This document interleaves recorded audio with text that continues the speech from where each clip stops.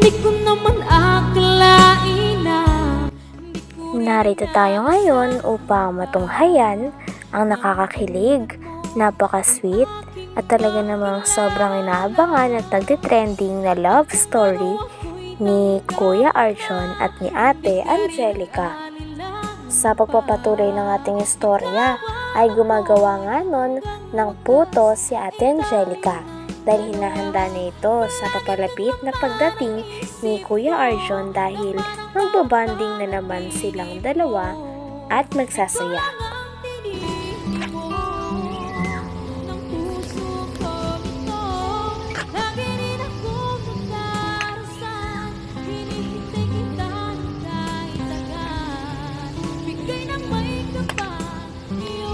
Tagal ni Arjun. Nasa na daw kasi yun. Sabi niya kasi titikman niya yung luto kong puto.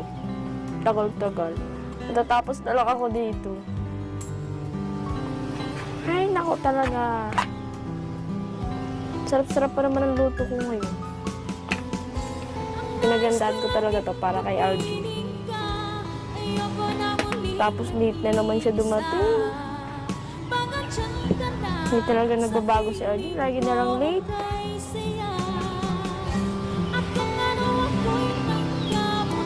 Narinig na akong boss na Arjun. Andiyan na ata yun.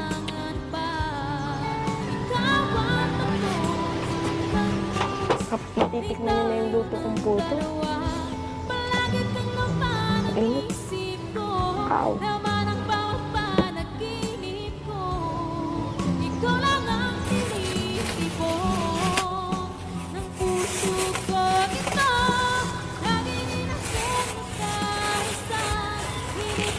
Ano ba yun? Nalayo niya Arjun ha? Pero narinig ko na agad ang boses niya. Arjun!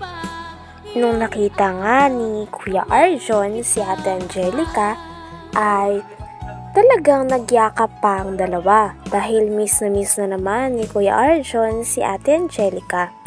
Habang si Ate Angelica ay pinapatuloy pa rin ang pagluluto niya ng puto. Dahil mamaya-maya lang ay ayun ang kakainin nilang dalawa ni Kuya Arjon. Talagang napakasarap na luto daw ni Ate Angelica. Sabi lang, nagluluto. Yan!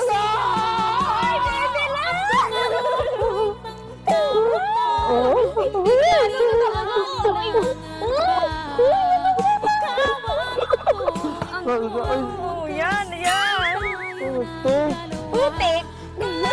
Kakalinis ko lang sa katos ko Sorry eh. ka? Dami. Sabi ka makababa sa akin, kala mo Kaya nga eh. Parang kaya ko mag-ano. Ito, nagluluto ko ng puto. Kaya. Yung favorite mo. Wow! Sarap nga, naghihilaw. Dami. Hindi ko naman maisip na magluluto ka nga. Amoy mo! Bango ah. Kasing bango ng puto mo. Anong puto ka dyan? Gusto mo ata upakan kita. Sorry ka. Sorry. Ikaw, ang gastos ng ang gastos ng nasa isip mo. Hindi. Ito ata. Lagi niyang tinutulungan ni Kuya Arjon si Ate Angelica lalo na sa mga mabibigat na gawain sapagkat ayaw niyang nahihirapan ang kanyang pinakamamahal sa mga gawaing bahay kaya lagi siyang handang tumulong kahit siya din ay sobrang mapagod. Oh.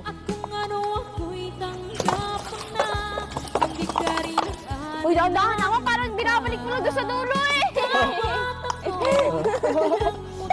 Ano yan? Yan! Mabilis ka si Daw at mabilis ko. Sorry ka. Ano mo? Ang hirap itong gawain na to. Hindi ka ba naiyakan? Parang sanay ko naman. Dahan-dahan naman napapunta doon sa dulo. Napapasma na yung kawal ko. Kaya kasi madali ganyan. Ay, punin mo muna. Pasalamat ka, nalaman ko yung sapatos ko kagahon. Nabasa nang nilalabaan mo eh. O yan. Pambiro to. Hindi nagdadahan-dahan. Kaya taon dapat dyan, hindi ka nalayaan. Gusto mo itcha din kita?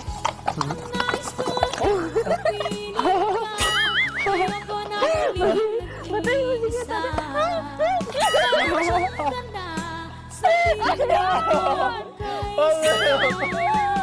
Ayaw ko malaman. Hindi ka lang iingat.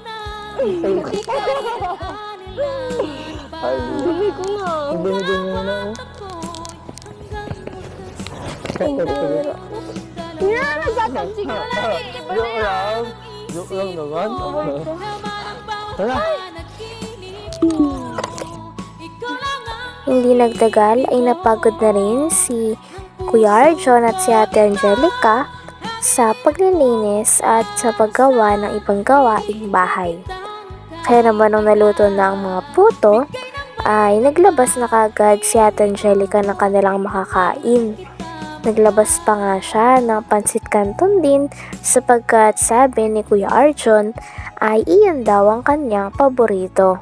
Kaya syempre iyahain din ni Ate Angelica ang paborito ni Kuya Arjon dahil mahal na mahal niya rin si Kuya Arjon at gusto niya laging nabubusog ito. Grabe, lagi tayong busog, Kuya Tats. Yan, asawal pa ay. Pinakawalan mo kasi Marjorie. Di sana kung Marjorie ka, magganto ka din. Eh, di Nakala ka sana sa'yo. tayong apat, no? Oo, sana tayong apat. Double date. Si Marian. Si Marian? Yun. Ay, oo, si Marian. Yung pinailala ko sa kanya, oo, na-scout ko. Ako naka-scout, Kuya. Grabe, hindi pa nga ako nag-charity. Hindi pa nga ako nagsisimula mag-charity vlogger. Grabe, nasubukan ko na agad mag-scout. Wow. Oo, naka-scout ako na maganda. Products. Ay, maganda. So, ikaw yung mas maganda. Ginawa ko yung alakay ko yung tata. Kasi, kagaya sa Marjorie. Pinagbabalit po si... Oo. Marian. Ay, Marjorie. Marjorie o ang ano. Marian? Marjorie. Hindi, ayan. Dating pangalan ng nagto nila, Marta. Marta. Marta pa rin, no? Oo, Marta. Oh, ikaw na maglalagay nito kasi pa alam ko paborito mo baga to. Sabi mo, nag-request Oh, ka sige. sa aking pasit canton. Ikaw maghalo ah. Oo, ito. Sige mo na. O, dali na, buksan mo na. Naglamig na lang. Ayun. Oo. Bumigit na tayo. Panginoon, salamat po sa pagkain ngayong tanghali, Panginoon, na ngayon po ay pinagkalob niyo po sa amin, naway ibusog niyo po sa amin. Ang cute nga ng dalawa sapagkat habang nagbabanding sila ay tuwang-tuwa din sila at nagiging banding na nga nilang dalawang pagkain ng sabay. Siyempre, nakakatuwa rin sapagkat bago sila kumain nun ay nagpipray talaga si Kuya Arjon at si Ate Angelica dahil lagi sila nagpapasalamat kay Lord na natagpuan nilang isa't isa at sa mga blessings na natatanggap Ano nila. talaga yun dito? Hindi, iba ka rin. Dobero din siya o Barero. Barero? Di ba, Ra? Dobero? Kailangan ko to. Kakatid siya ng ako. Kakatid siya ng ako. Ano? Kapat, ano? Di ba, Ra nga siya? Parang ano ni Mama. Ah, pinsan.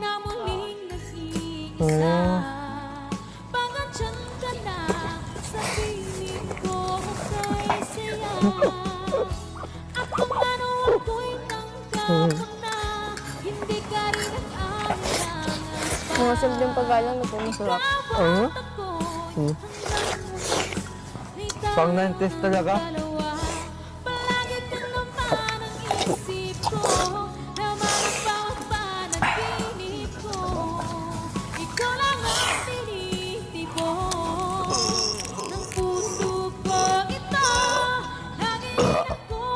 Excuse me.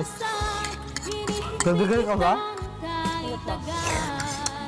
Grabe sa ito ang kanton, no? Pero mas masarap ka.